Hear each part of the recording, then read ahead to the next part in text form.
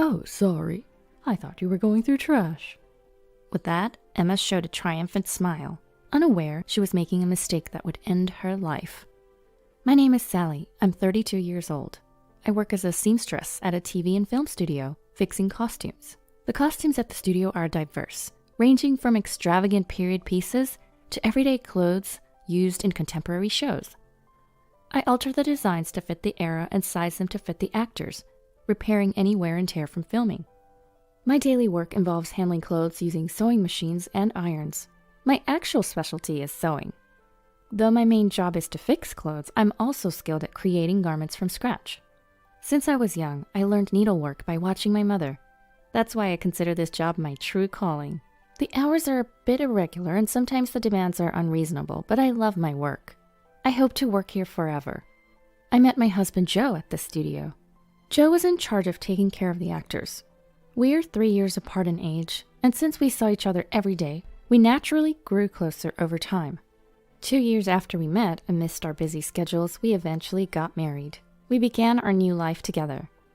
But just as the new life started, my mother suddenly fell ill and passed away, forcing Joe and I to postpone our wedding. Originally, we had planned a simple ceremony at a local church with just family, but the delay prompted us to save up for a proper wedding and honeymoon. Given our irregular work schedules, we thought it wasteful to rent a house just to sleep in. So to save for the wedding and honeymoon, Joe and I started living with his mother, Emma, at his family home. I lost my father early, and coincidentally, Joe had the same experience. My mother was the only surviving parent, and Joe worried about his mother living alone. I wanted to get along with Emma, but in hindsight, that was the beginning of a nightmare. Emma had no intention of getting along with me. In her eyes, I was no different from a thief who had stolen her son. As soon as we moved in, the harassment began. If I cleaned, Sally, what is this? It's so dirty. Here, there, and over there. I wonder what kind of upbringing you had. Your parents must have been quite something. I endured the harassment, trying to keep up with the cleaning, even causing my hands to crack and bleed. The strictness regarding household chores was unimaginable. Cleaning, laundry, cooking. If anything was even slightly unsatisfactory, no matter how tired I was, she would make me do it over with a nonchalant face. The more tired I was, the worse the harassment got. No matter how perfectly I did something, she would always find a flaw. I remember scrubbing the sink all night long. It seemed like she was displeased with everything about me. Emma had ordered I do all the household chores. Struggling to balance work and chores, I eventually arranged to work from home. This only escalated Emma's demands. Day in and day out, I was like Cinderella, slaving over household tasks. Is the laundry done? The curtain upstairs is torn. Fix it. You're good at sewing, aren't you? Emma, I'm sorry, I have urgent work. Can't the curtain wait until the weekend? What are you saying? If it's left like that, who knows what the neighbors will say. Fix it right away. I was doing housework while working, or rather, working while doing housework. Oftentimes, I had to work through the night, because the chores never ended. Emma seemed to thoroughly enjoy watching me become more and more exhausted. She was a perfect sadist, torturing me with her harassment, especially during the daytime when Joe was not around. The relationship between Emma and I was like that of an owner and a maid. I did all the housework. I had pride and couldn't easily confide in Joe. I did my best to fulfill my role. But more than the physical strain of the chores, there was something even more mentally taxing. Occasionally, Emma would invite neighbors over for lunch, and those were truly like hell. Emma was even harsher in front of the neighbors. From their conversation, I could hear them bad-mouthing me. Seriously, she's such a terrible daughter-in-law. I have to educate her every single day. My son is blind to it, but I'm not fooled. She's just so unlikable and lacking in common sense. I listened to the neighbors' laughter, chiming in as if in agreement, and thought to myself, who's the one lacking common sense? Once housework is done, it's done, but their harsh words linger heavily on my heart. Honestly, I felt like I was reaching my limit every day. If this continued, I felt like I might lose my mind. But that wasn't all. Joe has an older sister, Sarah, who's 38. Sarah lived with her boyfriend in a nearby town. If I were to describe Sarah in one word, it'd be stingy. She would come to eat lunch at our house almost every day, probably to save money. The worst part was her unannounced visits. Since I never knew when she was coming, I couldn't have her portion of the meal ready. She would casually eat my food and leave. Everything she owned was hers. Everything at her parents' house was hers. She would just take anything that was at the house. Perfect. I was just running out of Kleenexes. I'll take these. But Sarah, I just bought those for Emma. Then I'd get a glaring look. What are you talking about? You're always home, aren't you? Just go buy more. Like mother, like daughter. It's a wonder how Jo turned out so well. The biggest problem was when she would take dinner ingredients without asking. Every time I had to stop my chores and work to go shopping again. One day, I couldn't take it anymore. Sarah, could you please let me know before you take something? Apparently, she told Emma about it. Did you tell Sarah not to come over anymore? What? No, I didn't say that. So you're saying Sarah's lying? Caught between Sarah's lies and Emma's cruelty. Emma alone would be hell. But when you put the two of them together, the mental burden continued. One day, As I passed by the room where the two were talking, I overheard them talking loud enough so I could hear. It's like having a free maid. How nice. I'm jealous. Send her to my house too. Maid? Am I not a daughter-in-law? I had thought of myself as a maid, but hearing it said out loud was unbearable. Something inside me snapped. That night, I finally poured out my feelings to Jo. I can't do this anymore. I've been patient, but I can't live with Emma any longer. Please, I want to live somewhere else. After a moment of silence, Jo said, Okay, we've saved enough money. Let's move out soon. Really? I'll start looking for a place right away. Tears of relief streamed down my face. Unbeknownst to us, Emma was standing right outside our room. We had no idea this would lead to her bizarre behavior later on. From that day on, the days that had been so oppressive suddenly began to shine. I had one dream. I wanted to wear a wedding dress I made myself for my wedding. After all, sewing was my profession. After talking with Jo, filled with motivation, I immediately ordered a large amount of fabric online. I decided to focus on making the dress as my new purpose. That's what I decided. I started sewing the dress secretly in my room, away from Emma and Sarah. But one day, Sarah, who often dropped by unannounced, caught me. Whoa, what's this dress? It's nice to have your own dress. Hey, Sally, I'm getting married in 2 months. Make my dress too. Really? Yes, renting is just a waste of money. I want to keep costs low for the wedding, so please. Typical Sarah, always looking to save money. I hesitated but agreed to make it since she would cover the material costs. I started making Sarah's dress first, as our wedding was still far off. Sarah told me, Keep this a secret from Mom. I was asked.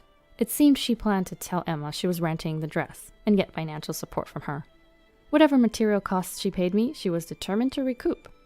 Stinginess to this extent is almost impressive. I even talked to Jo about this situation. His response was, Sis never backs down once she decides something. I'm sorry, but it would really help if you could make it for her. I was asked. Feeling positive, I answered with a smile. Leave it to me. I'll do my best. I was getting paid, so I felt motivated. I thought of it as practice for making my own dress without spending on materials. I also had a little bit of hope that this might improve my relationship with Sarah. So I immersed myself in dressmaking between housework and my main job. Even Emma seemed to realize what I was up to. She occasionally peeked into my room. Sarah's wedding was approaching fast, and the dress was nearly complete. Then one day, Emma appeared in my room with a smile. You're working hard again today. Aren't you tired? Yes, a bit. Her sudden change in demeanor was unsettling. I'm going to make some coffee. Why don't you take a break? Really? That would be great, thank you. No worries at all. I'll bring it to you later. Thank you very much, I appreciate it. As Emma left humming, I felt a strange unease. Emma making coffee for me? That's never happened before. Could it be something more sinister? Different thoughts raced through my mind, but there was no point worrying. I decided to get back to work. I was just adding the final touches of lace. The end was in sight. Despite it being Sarah's dress, I found myself putting love into it. Suddenly I smelled coffee. Emma knocked on the door. Sally, may I come in? Oh, what is it? The next moment I was shocked. Emma entered with a tray piled high with cups and saucers, all filled with coffee. Emma, wait! It wasn't just for two. It looked like she was preparing for a party. The tray was so heavy her arms trembled, as I instinctively moved to stop her from entering further. Oops. Emma pretended to trip. The sound of cups breaking and coffee splashing everywhere filled the room. For a moment, I couldn't comprehend what happened. Everything felt like slow motion. Looking down, my yellow-colored dress was stained like a giraffe pattern. Ah! I screamed involuntarily. I didn't miss the brief smile on Emma's face. Oh no, I'm so sorry. It wasn't on purpose. Did you get burned? Wait, is that a dress? I thought you were going through trash. I was speechless. The shock of her actions left me frozen. Then Emma feigned concern. Oh dear, you can't have your wedding like this, can you? My suspicions turned into certainty. Emma was trying to sabotage our wedding. Her plan was to ruin our plans to move out after the wedding. But I couldn't afford to be angry now. I rushed to the bathroom with the stained dress. I frantically rinsed the coffee off. I knew the stain would set if I didn't act quickly. Emma watched with a malicious grin. Need any help? No, I'm fine, I replied coldly. I was in anger and panic. Then someone appeared behind Emma. What's this? Are you bullying Sally again? It was Sarah. No, I just accidentally spilled coffee on her dress, Emma said with apparent enjoyment. This was bad, but the situation took an unexpected turn. What? Are you serious? That's my dress. Wait, what? Emma was speechless. Yours, Sarah? What do you mean? I can't believe this. I had her make my dress. What am I going to do? My wedding is in 2 weeks. Emma was panicking like I'd never seen before. There's no way. While listening to their ridiculous exchange, I continued to wash the dress I had been working on for months for my sister-in-law. As I washed the dress, I thought to myself, I hadn't told anyone I was making the dress for Sarah, so Emma must have thought the dress was for me.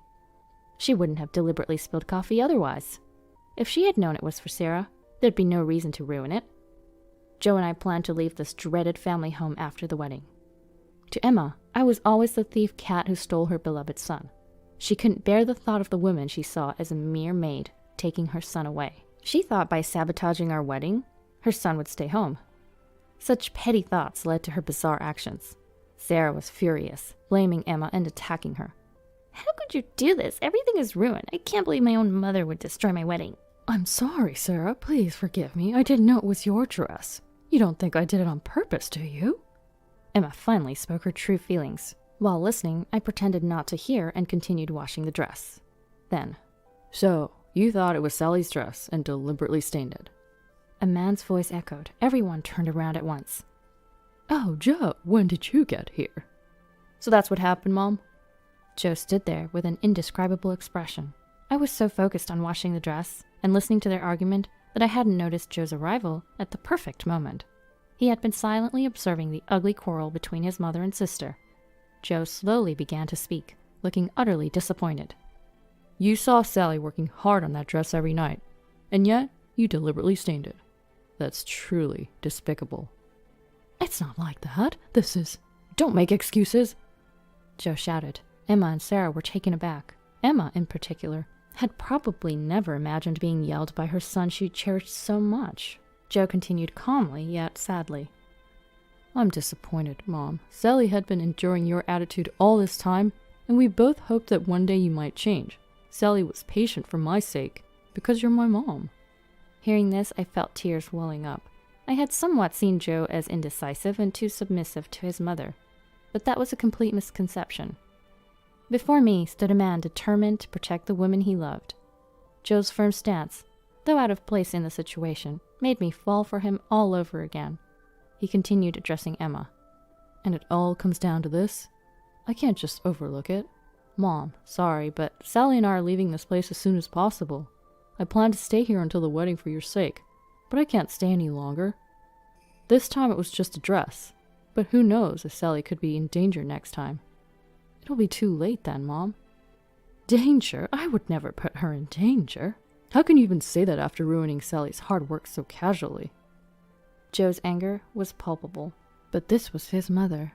Instead of using abusive language or an overbearing attitude, Joe quietly vented his anger on Emma. His expression was something I had never seen before. anger mixed with an indescribable sadness. He was denying everything about his mother who had always doted on him. Emma seemed deeply affected. She was speechless, reduced to tears. Emma, who was usually quick to aggressive remarks, was now crying. Sarah was also stunned, alternating her gaze between Joe and Emma. Later, Sarah canceled her wedding. Since it was so close to the date, she was not getting any of her money back. It's not my fault at all. Emma was the one who paid for it, so Sarah wasn't losing any money. Emma seemed to finally regret her thoughtless harassment that had spiraled out of control. The shock of being scolded by her son also left her quite weakened. But the issue wasn't confined to our house. Sarah's sudden cancellation angered her boyfriend and his family. Eventually, Sarah ended up breaking up with him. Emma was continually blamed by Sarah for this outcome. After we left the family home, Emma occasionally contacted us. She was asking for money. One reason she didn't want us to leave was the financial aspect. While living together, we contributed to the household expenses. But Emma had no income apart from her pension. It seemed she had been relying on our money. However, every time Emma called asking for money, Joe refused. "Mom, why don't you work? There are plenty of jobs out there. We need to be independent, you and us. Please, leave us alone." Emma pleaded not to be abandoned, but Joe remained firm. His resolve seemed to stem from a sense of duty. Later, Emma started working as a janitor. Her strictness with cleaning seemed to fit the job, which was ironically a bit amusing. Sarah, after breaking up with her boyfriend and moving out of their apartment, returned to live with Emma. She completely stopped working, relying on Emma's part-time income and pension. I saw her once, and she was unrecognizably overweight. Joe and I moved into an apartment and are enjoying our new, happy life. There's no one here to make snide remarks or be sarcastic. Our life now is so blissful compared to our time in that dysfunctional family home. We've finally set a date for our wedding. We decided on a small ceremony with just friends and colleagues, and chose not to invite Emma and Sarah. We didn't want any disturbances, especially considering both are in a dark place right now. But that's just how it has to be. They brought it upon themselves. I've started making a new dress for the big day. It's going to be much more beautiful than the one that ended up with a giraffe pattern.